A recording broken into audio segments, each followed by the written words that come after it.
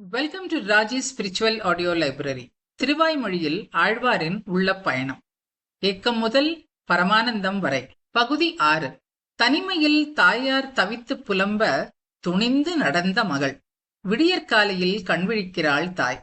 துயிலெழும் போதே தன் மகளை பற்றிய கவலையும் எழுந்தது. என் இளமானை என்ன செய்வது? நீர்த்திரையிட்ட கண்கள், தீரா தேடல், மாறாத மையல், போயாத ஓலம், எல்லாம் எம்பெருமானை சேராத ஆற்றாமை. சங்கை இழந்தாள், சாயை இழந்தாள், மாண்பு இழந்தாள், மாமை இழந்தாள். தெய்வமே, எனக்கு ஒன்றும் தோன்றவில்லையே. என் சிறகின் கீழ் அடங்கா பெண்ணாய் இருக்கிறாளே. எம்பெருமானே, இவள் திறத்து என்ன செய்ய இருக்கிறாய் என்று நினைத்தவாறே உறங்கும் மகளை வாசனையாலே உணர்ந்து படுக்கையை பார்த்தாள். வெறும் படுக்கையாய் கிடந்தது. மகளை காணோமே, எங்கே அவள்? அடுத்த நொடியே தெளிகிறாள். நிச்சயமாக திருக்கோளூர் திருப்பதிக்கே சென்றிருப்பாள். என் வயிற்றில் பிறந்தவள் அல்லவா? அவளை பற்றி எனக்கு தெரியாதா? எம்பெருமானின் நினைப்பினால் இதுவரை வாழ்வை கழித்தவள் இப்போது இதோ அருகே இருக்கும் திருக்கோளூருக்கு புறப்பட்டு போயிருப்பாள் என்று திண்ணமாக அறுதியிடுகிறாள். மகள் சென்றதால் வெறிச்சோடிய திருமாளிகையானது நிலவும் நட்சத்திரங்களும் இல்லாத வானமானது. அல்லியும் தாதும் உதிர்ந்திட்டு அழகு அழிந்தால் ஒத்ததாலோ என்று மகளை காணாமல் வருந்தி கூறியுள்ளபடியே ஆயிற்று இவள் திருமாளிகை. மகளை பிரிந்த துக்கமும் மகள் தன்னிடம் சொல்லாமல் தனிவழியே அகன்றதால் வந்த துக்கமுமாகிய இரண்டும் தாக்க வயிறறிய நொந்து புலம்புகிறாள் தாய். இது நம்மாழ்வார் அருளிச் செய்த திருவாய்மொழியில் 6ஆம் 10 7ஆம் திருவாய்மொழியான கலிநிலைத் துறையில் இயற்றப்பட்ட உண்ணும் சோறு பதிகத்தின் முன்னுரை. மகளை பிரிந்த தாய் அலற்றும் பதிகம் இது. ஆழ்வாரின் ஆழ்ந்த புலமையையும் தமிழ் ஆளுமையையும் இணைந்து உருக்கும் பாசுரங்களில் முதன்மையானது. மேலோட்டமாக பார்த்தால் தாய் கொண்ட பாசம், நோவு, கையறு நிலை, ஆனந்தம், பயம் மற்றும் மகள் கொண்ட பக்தி முதிர்ச்சி, மையல், ஏக்கம், திடம் என எல்லாம் பாசுரங்களில் பொலிந்து நிற்கின்றன. ஆனால் ஆச்சாரியர்களின் உரைகளை விளக்கமாக வைத்து ஆழங்களே ஆராய்ந்தால் திருக்கோளூர் சென்று அவ்விடத்து எம்பெருமானோடே சேர வேண்டும் என்ற ஆழ்வாரின் விருப்பமே இத்திருவாய்மொழி மூலமாக வெளிப்படுகிறது என்று தெளிவாகும். தாயார் கூறுகிறாள், என் மகளுக்கு தன் வாழ்வும் அவ்வாழ்வில் நிலைநிற்றலும் நிலை நின்று இன்பம் பயப்பதும் கண்ணன் எம்பெருமானே. அதனால் உண்ணும் சோறு, பருகும் நீர், தின்னும் வெற்றிலை எல்லாமே அவனே. அவன் திருக்குணங்களில் ஊன்றி ஆனந்த கண்ணீர் மல்கி இருப்பவள் அவள். அவன் வருவான், கண்ணில் நீர் துடைப்பான் என நான் ஆறியிருக்க சொல்லியும் என் பேச்சை கேட்காதவள். அப்படிப்பட்டவள் இன்று காட்டுத்தீயில் அகப்பட்டவன் பொய்கை பொழில் தேடிப் போவது போலே திருக்கோளூர் சென்றாளோ? கண்ணும் கண்ணீருமாய் அடியவர்கள் இருக்கிற நிலையை கண்டு கொண்டிருத்தலே வாழ்வின் புருஷார்த்தம். அழுநீர் துளும்ப அலமருகின்றன வாழியரோ என்று என் மகளின் நிலையை மங்களாசாசனம் செய்து இருந்த அந்த அனுபவம் எனக்கு தொடராமல் சென்று விட்டாளே. இவளோ இளையவள், பேதை, கண்ணனைத் தவிர உலகம் ஏதும் அறியாதவள். வழி தெரியாமல் நிகரற்ற செல்வம் நிறைந்த திருக்கோளூர் எங்கே எங்கே என்று வழியெங்கும் வினவி சென்றாளோ? என் நெஞ்சில் எதுவும் தோன்றாமல் இதயம் சூரியமாகி இருக்கிறது. என்னையும் கூட்டிக் கொண்டு போகாமல் அயலாக நினைத்து தனியே சென்றாளே. எனக்கு உஷா துணையாக இருக்க வேண்டியவள். சொல்லாமல் கொள்ளாமல் செல்வதும் தகுமோ? பிள்ளை வளர்ப்பது ஆபத்துக்கு உதவுகை கன்றோ? இன்று எனக்கு உதவாது வழிவதே. நான் ஹிதம் சொல்வதால் என்னை விட்டு பாசமின்றி மறைந்த அவள் தான் ஆசையாய் வளர்த்த பூவை பறவைகளிடம் இங்கு போகிறேன், அங்கு இதைச் செய்வேன் என்று சொல்லியிருப்பாளே. பூவைகளே, நீங்களாவது என்னிடம் சொல்லுங்கள். அந்தோ என் மகளை பற்றி பூவை பறவைகளை கேட்க வேண்டும்படியான ஆகிவிட்டதே. பெற்ற தாயை விட்டு வேறு ஒருவரை பற்றுக்கொம்பாக கொண்டாளே. நான் என்ன பாவம் செய்தேனோ? நேர்த்தியான ஆபரணங்களை அணிந்து என்னை ஒரு பொருளாக மதிக்காமல் என்னை பற்றி சிந்திக்காமல் நடந்து சென்றாளே. இங்கு அவளுக்கு என்ன குறை? செல்வங்களும் தோழிகளும் இருக்க வெளியேறி சென்றது ஏனோ? தன்னைப் போலவே இந்த ஊரும் நாடும் உலகமும் எம்பெருமானுடைய திருநாமங்களையும் திருச்சின்னங்களையும் பிதற்றும்படி செய்ய வைத்தவள் அவள். பூவை பறவைகளும் கிளிகளும் பந்துக்களும் சிறு சோறு சமைக்கும் பானைகளும் பூங்குடலைகளும் தரும் இன்பம் முழுதும் திருமால் திருநாமங்களை சொல்லுவதனாலே உண்டாகும் இன்பம் என வாழும் என் மகள் குளிர்ந்த வயல்களையுடைய திருக்கோளூருக்கு சென்று கோவைக்கனி வாய் துடிக்கும்படி கண்ணீர் நிறைந்த கண்களோடு நின்று என்ன செய்கிறாளோ? நினைத்ததை வெளியே சொல்லத் தெரியாதவள், உடை குலைந்து பேச முடியாமல் கண்ணீர் வழியே நிற்பாளே. வரதாழ்வான் தீன சுரத்தோடு ஒரு தடவை ஆர்யா என்று சொல்லி பின்பு வேறு ஒரு வார்த்தையும் சொல்லவில்லையே. அதுபோல இவள் நிலையோ?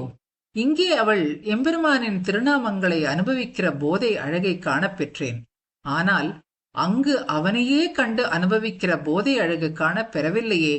அறியா காலத்துக்குள்ளே அடிமைக்கண் அன்பு செய்வித்து என்றபடி இளமை முதலே எம்பெருமானிடம் கழியமிக்கதோர் காதல் கொண்ட பருவம் நிரம்பாத என் தேவி பகவத் விஷயங்களில் ஈடுபாடு கொண்டதால் தோழிகளுடன் விளையாடுவதை விரும்பாதவள். மயற்பால் மனம் கழிப்ப மங்கையர்த்தோள் கைவிட்டு என்றபடி அவனையே பற்றி மற்றவைகளை கைவிட்டவள். நல்லவைகளைக் கண்டால் உடனே இவை கண்ணுக்குத் தகுமே என்று நினைக்கும் ஈர நெஞ்சு கொண்டவள். அவன் நினைப்பிலேயே இழைந்து நைந்து இருப்பவள். இன்று என்ன நினைத்து தனியே போனாளோ தெரியவில்லையே. மயங்கிய மனதில் எம்பெருமானின் வேட்கையோடு கண்ணீர் பாதையை மறைக்க மெல்லிய இடையின் மீது தன் கைகளை வைத்து நோவு கொண்ட தளர்ந்த நடையோடு திருக்கோளூர் எப்படி சென்று அடைந்தாளோ? பெரிய பிராட்டியாருக்கு கணவனாகிய எம்பெருமான் சயனித்திருக்கின்ற திருக்கோளூர் போய்தான் சேர்ந்தாளோ? இங்கே திருக்குறுகூரில் பொழிந்து நின்ற பிரானின் வடிவழகை கண்டவள் கிடந்த திருக்கோலத்தைக் காண அங்கே சென்றாள் போலும். பெரிய பிராட்டியார் நிச்சயம் புருஷகாரம் செய்வாள் என்ற திடத்தோடு அவளும் எம்பெருமானும் சேவை சாதிக்கும் சேர்த்தி அழகை காண சென்றாளோ? மகளை நன்கறிந்த தாய் அவள் திருக்கோளூர் அடைந்த பின் என்ன செய்வாள் என்று கற்பனையும் செய்கிறாள். அதில் ஒருவித உகப்பும் அடைகிறாள். அங்கு சோலைகளையும் தோட்டங்களையும் கோயிலையும் கண்டு அவன் திருக்குணங்களிலே நெஞ்சினை ஊன்றி ஆவி உள்குளிர மகிழ்வாள். முதலில் திருக்கண் நோக்குவாள். பெருங்கண் மலர் புண்டரீகம் கண்டபின் இனிமையான புன்னுருவல் தவழ்ந்த செவ்வாய் கண்டு தன் நெடுங்கண்கள் நீர்மல்கி நின்று தன்னை மறந்து நெய்வாள். ஆனால் இப்படி படித்தாண்ட எப்படி துணிந்தாள்? அன்னை என் செய்யில் என் ஊர் என் சொல்லில் என் என்று நடந்துவிட்டாள். என் இளமான் இப்படி சென்றது வம்பு அளக்கும் ஊர் பெண்களுக்கு பேச்சுப் பொருளாகும். வரம்பு கடந்தவள் என்று சேரியில் உள்ளோர் எல்லோரும் பலவகைப்பட்ட பழிச்சொற்களை தூற்றுவது அவளுக்கு பொருட்டல்லவா? மலை போல இருக்கிற கற்பை காலின் கீழே அகப்பட்ட சிறிய கல்லை இடறுமாறி இடறி படியேறி வெளியேறி சென்றது குலமரியாதைக்கு தகுமா? தன் குடிக்கு வரும் பெரும்பழியை நினையாதே சென்றாளே, இவள் வரம்பு மீறிய செயலை செய்தாள் என்று தூற்றுவார்களோ அல்லது நல்ல பகவத்குணம் மிக்கவள் என்று போற்றுவார்களோ என்று ஐயம் கொள்கிறாள். இவ்வாறு தாய் மகள் தன்னை விட்டு தனியே திருக்கோளூர் எம்பெருமானை காண சென்றதால் வந்த ஆற்றாமையை முறையிடுகிறாள். வைத்த மாநிதியான எம்பெருமான் விஷயமாக ஆழ்வார் அலற்றி சொன்ன 1010 திருக்கோளூர்க்கே ஈர நெஞ்சை உடையராய் சொல்லுவார்கள் பரமபதத்தை ஆழ்வர் என்று ஆழ்வார் தலை கட்டுகிறார். இக்கடைசி பாசுரத்தில் ஆழ்வார் திருக்கோளூர் எம்பெருமானை வைத்த மாநிதி என்று அழைக்கிறார். இன்றும் திருக்கோளூர் எம்பெருமானுக்கு வைத்த மாநிதி என்று திருநாமம். புதைத்து வைக்கப்படும் பொருள் நிதி எனப்படும். நாம் நிதியை நிலத்தினுள் புதைத்து வைப்போம். எம்பெருமானாகிற நிதியை நெஞ்சிலே புதைத்து வைப்போம். எம்பெருமானை நிதி என்று சொல்வதற்கு பல காரணங்கள் சொல்லப்பட்டு இருக்கிறது. நிதி தன்னை உடையவர்களை இரவும் பகலும் கண்ணுறங்க செய்யாது. கங்குலும் பகலும் கண்துயில் அறியாள் என்று ஆழ்வார் திருத்தாய் பாவத்தில் அருளியதைப் போல எம்பெருமானை உடையவர்களும் அப்படியே. நிதி சில பாக்கியசாலிகளுக்கே கிடைக்கும். முகில்வண்ணன் அடியை அடைந்து அருள் சூடி உய்ந்தவன் என்று எம்பெருமானும் பக்தியும் ஞானமும் பெற்ற ஆழ்வார்கள் போன்ற சில பாக்கியவான்களுக்கே கிடைக்கப் பெறுவார். நிதியை உடையவன் தனக்கு எவரும் நிகரில்லை என இருப்பார். எம்பெருமானை கை கொண்டவர்களும் மாறுளதோ இம்மண்ணின் மிசையே என்று செருக்கு கொள்வார். நிதி படைத்தவனை உலகமெல்லாம் போற்றும். கண்டோம் கண்டோம் கண்டோம் கண்ணுக்கு இனியன கண்டோம் என்று எம்பெருமானை கைக்கொண்டவனையும் அப்படியே. நிதியை இழந்தவன் கதறி அழுவான். எங்கனே தரிக்கேன் உன்னை விட்டு என்று ஆழ்வார் அருளியதைப் போல எம்பெருமானை இழந்தவனும் அப்படியே. எம்பெருமானை சேர வேண்டும் என்று அடங்கா ஆசை பெருக்கெடுக்கும் போது பெண்மையின் தன்மையை கொண்டு அருள்வது ஆழ்வார் வழக்கு. ஞானத்தில் தன் பேச்சு, பிரேமத்தில் பெண் பேச்சு என்று ஆழ்வார் இவ்வாறு பெண்மையின் நிலையை அடைந்து அருளிய 27 பதிகங்களில் திருத்தாயார் நிலையில் அருளிய இப்பதிகம் 7இல் ஒன்றாகும். தாய் மகளை ஆறச் செய்பவள், வரம்பு மீறாமல் இருக்கச் செய்பவள். சேத்தன லாபம் ஈஸ்வரனுக்கு, பேறு தப்பாது என்று துணிந்து இருப்பதே கடமை.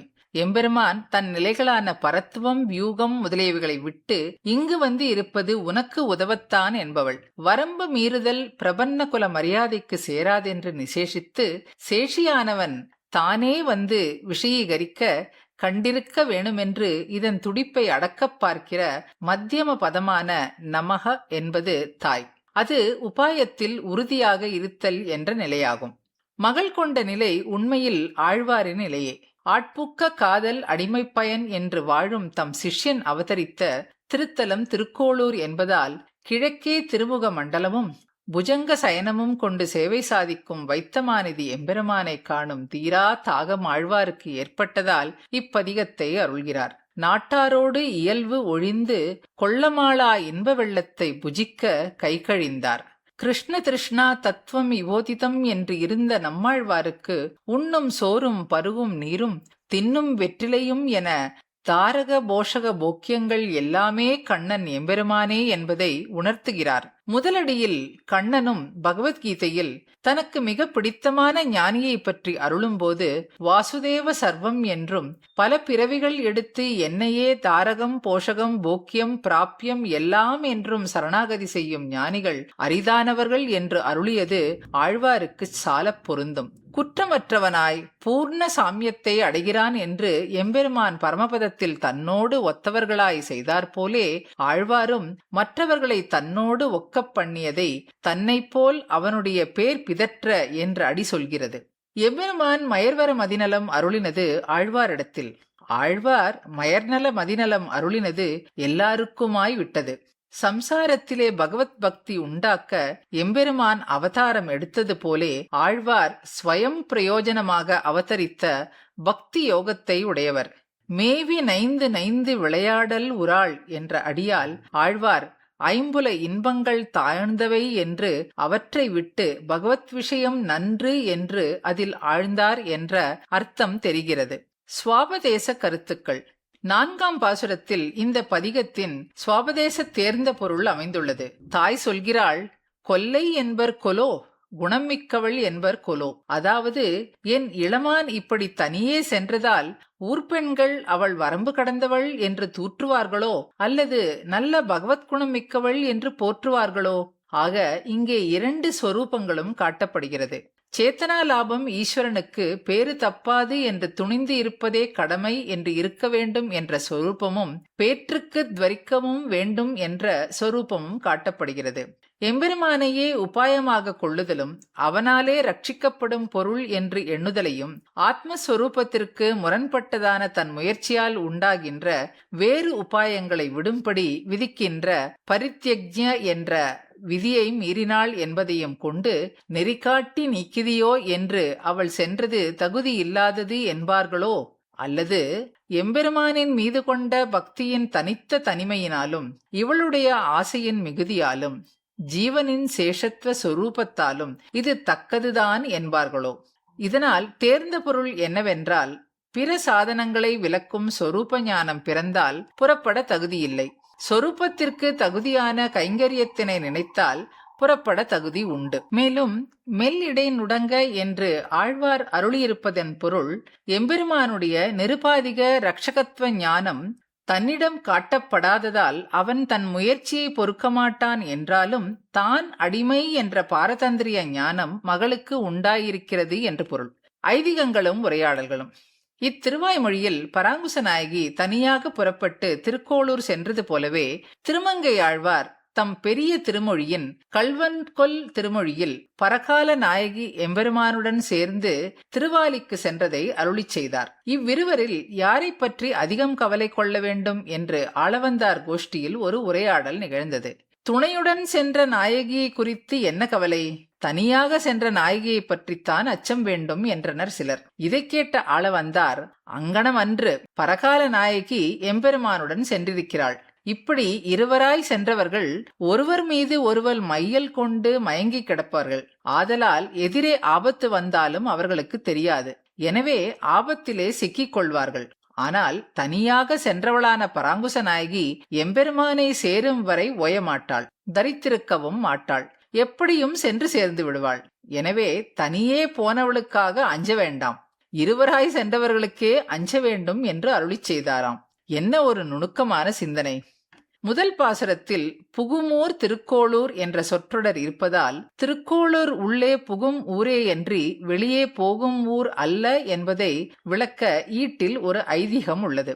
எம்பெருமானார் ஒருமுறை தென்தேச யாத்திரை சென்ற போது எதிரில் வரும் பெண்ணொருத்தியை பார்த்து எங்கிருந்து வருகிறாய் என்று கேட்டார். அவள் திருக்கோளூரில் இருந்து வருகிறேன் என்று கூற, எம்பெருமானார், திருக்கோளூர் புகுமூர் அல்லவோ, அங்கேயுள்ள பெண்களும் அவ்வூரை விட்டு வேறு ஊருக்கு போவார்களோ என்றார். எம்பெருமானாருக்கு அப்பெண் கூறிய பதிலே திருக்கோளூர் பெண் பிள்ளை ரகசியம் எனும் நூலாக விரிந்தது என்றும் கூறுவர். அதே பாசுரத்தில் திவ்ய தேசங்களில் தொண்டு செய்வதே பேறு என்பதை விளக்க அனந்தாழ்வான் பற்றிய ஒரு ஐதீகம் உள்ளது. சோழ குலாந்தகன் என்னும் கிராமத்தில் விவசாயம் செய்து கொண்டிருந்த ஸ்ரீ வைஷ்ணவன் ஒருவனை பார்த்து அனந்தாழ்வான், உம்முடைய சொந்த ஊர் எது என்று வினவ, அவர் சொந்த ஊர் திருக்கோளூர் என்று விடையளித்தார். அனந்தாழ்வான், அப்படியாகில் திருக்கோளூரை விட்டு ஏன் வந்தீர்? வயிற்று பிழைப்புக்காக வந்தீராகில் திருக்கோளூரில் ஒரு கழுதியை மேய்த்தாவது பிழைப்பு நடத்தக்கூடாதோ? திவ்ய தேசத்தில் வசித்து எம்பெருமானுக்கு தொண்டு செய்கின்ற ஆத்மாவிற்கு கிடைக்கும் நிலை நின்ற வாழ்வை விட்டு இப்படி கிராமத்தில் வசிக்கிறேரே என்றாராம். 5ஆம் பாசுரத்தில் திருக்கோளூரில் பூவியல் பொழிலும் தடமும் அவன் கோயிலும் கண்டு ஆவி உள்குளிர எங்கனே உகக்கும் கொள்கின்றே என்ற வரியை பற்றிய ஈட்டு உரையில் ஒரு ஐதீகம் உள்ளது. பிள்ளை திருநறையூர் அரையிரம் பட்டரும் ஸ்ரீரங்கநாதன் கோயிலை பிரதட்சிணம் செய்யும் போது மிகவும் நிதானமாக மண்டபங்களையும் கோபுரங்களையும் சன்னதிகளையும் கண்ணால் பருகுவது போல பார்த்து மங்களாசாசனம் செய்து கொண்டே போவார்களாம். அதை பார்த்த நஞ்சியர் மற்றவர்களைப் போல ஏதோ கடனாக பிரதட்சணம் செய்யாமல் இவர்கள் மிகவும் ஈடுபாட்டுடன் எம்பெருமானின் உடைமைகளை மனமாற மங்களாசாசனம் செய்து கொண்டு எழுந்தருள்கிறார்களே என்று வியந்து தம் சீடரான நம்பிள்ளைக்கு அருளிச் செய்வாராம். மேலும் ஆவி உள்குளிர என்பதை எம்பார் மிகவும் ஆழ்ந்து அனுபவித்து உள் என்ற சொல்லை அழுத்தம் தந்து அருளிச் செய்வார் என்று பட்டரின் திருத்தம்பியரான ஸ்ரீராம பிள்ளை அருளிச் செய்வாராம். இதே இடத்தில் மற்றொரு ஐதீகமும் உள்ளது. ஆச்சானும் ஆண்டானும் திருவரங்கத்திற்கு கிழக்கே திருக்குடந்தைக்கு எழுந்தருளி இருந்த போது வழியில் திருப்பேர் திருக்கோயிலை கண்டனர். அத்திருக்கோயிலை தாண்டி மேற்படி போகவும் முடியாமல், கோயிலுக்குள் சென்று எம்பெருமானை தொழவும் முடியாமல் கோயிலையே மிகவும் ஈடுபாட்டுடன் பார்த்து கொண்டிருந்தார்களாம். தன் மகளே ஆனாலும் போனாள் என்று கூறாமல் திருத்தாய் 9ஆம் பாசுரத்தில் நேரிடை நடந்தாள் என்று மிகவும் கௌரவமாக பேசுவதற்கு காரணம் என்ன என்பதை ஈட்டில் விளக்கும் போது ஒரு ஐதீகம் உள்ளது. ஒருமுறை நஞ்சியர் தம் சீடரான நம்பிள்ளையை தமது காலக்ஷேபத்தில் உள்ள அனைவரும் அறியும்படி மிகவும் கொண்டாடினார். அப்போது, என்னுடைய சிஷ்யனை நானே கொண்டாடுகிறேனே என்று நினையாதீர். பெரிய திருமொழியில் திருத்தாயார் தன் மகளான பரகால நாயகியை கணவரும் கைதொழும் பிள்ளையை பிள்ளை என்று எண்ணப் பெறுவரே என்று கூறினாளன்றோ என்றாராம். அதே போல அம்மணி ஆழ்வானும் தன் சிஷ்யனை தண்டனிட்டு வணங்குவார், அதில் குறையேதும் இல்லை என்றும் அவர் கூறுவாராம். ஆழ்வாரின் உள்ள பயணம் தொடரும். தொடர்ந்து அனுபவிப்போம். இணைந்திருங்கள்.